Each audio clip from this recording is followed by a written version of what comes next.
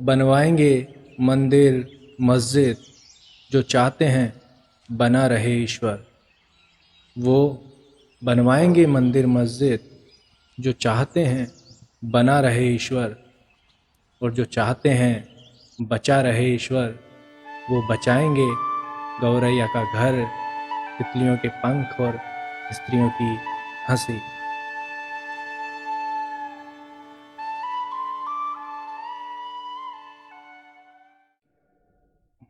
ये खूबसूरत कविता है समकालीन कविता के महत्वपूर्ण कवि नरेश गुर्जर की।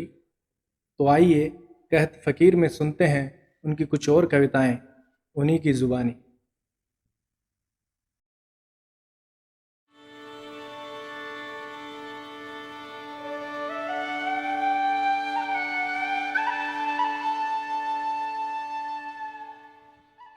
तुम मुझसे मेरा नाम पूछोगी और मैं जानना चाहूँगा तुमसे तुम्हारे बारे में।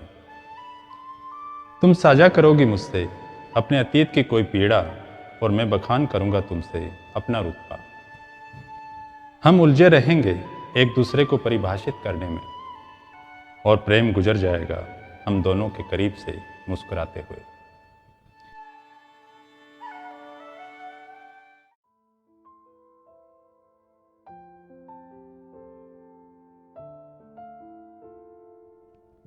चाहता हूँ छोटे से बच्चे की तरह लेटा रहूं उस निसंतान स्त्री की गोद में जो थक चुकी है मांग कर मन्नतें। चाहता हूँ कुछ रंग सौंप दूं उस सांवले रंग रूप वाली लड़की को जो आधी उम्र बीत जाने पर भी अनब्याही है। चाहता हूँ स्नेह से हाथ रख दूं सर पर और हाथ में रख दूं कुछ सपने उस बच्ची के जिसने पिछले दिनों खोया है अपने पिता को। चाहता हूँ गले लगाकर खूब रोने दूं उस युवती को जिसने अभी अभी प्यार में खाया है धोखा।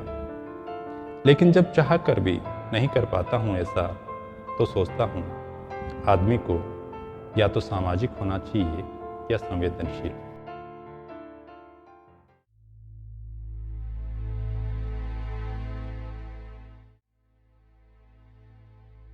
इन सर्दियों में मेरे लिए बुनना तुम एक सफ़ेद रंग का स्वेटर, चटक लाल रंग के धागों से बुनना उस पर लरसते हुए सुर्ख अधर, मेहंदी के रंग में गूंथ देना थोड़े से नरम हथेलियों के स्पर्श, सुरमई रंग से बना देना इंतजार में डूबी हुई सजल आंखें, समर्पण के रंग से रस देना तुम ऐतरप अवस्थाओं के लिए अटूट आलिंगन,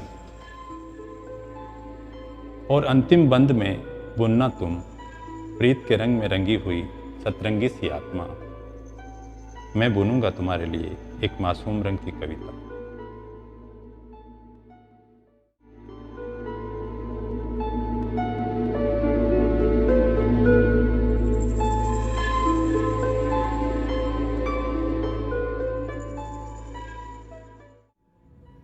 मैंने कुछ यूं लिखा जैसे सोमालिया की सूखी धरती ने याद किया हो पंजाब के खेतों को। मैंने कुछ यूं लिखा जैसे प्रेम हो गया हो हिमालय की पहाड़ियों को हिंद महासागर की गहराइयों से। मैंने कुछ यूं लिखा जैसे मछलियां चाहने लगी हो आकाश में उड़ने वाले परिंदों को। मैंने कुछ यूं लिखा जैसे किसी पुष्प की कोमलता टकरा गई हो किसी सख्त पत्थर से। मैंने कुछ यूं लिखा जैसे खाड़ी देश का कोई कामगार याद करते हुए लिखता हो अपनी हथेलियों पर प्रेमिका का नाम। लिखना मुश्किल था मेरे लिए फिर भी मैंने लिखा क्योंकि लिखने ने बचाए रखा मेरे भीतर प्रेम और प्रेम ने बचाए रखा मुझे।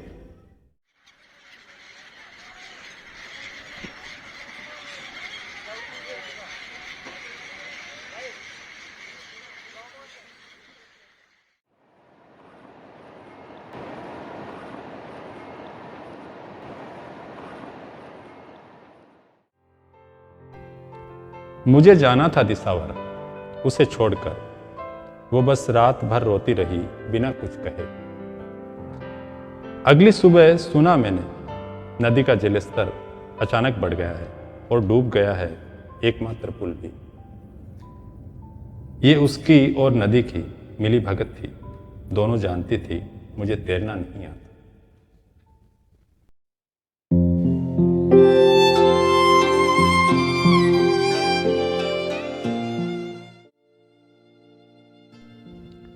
उतरना तो यूं उतरना जैसे उतरती है होश की बूंदें फूलों के आगोश में।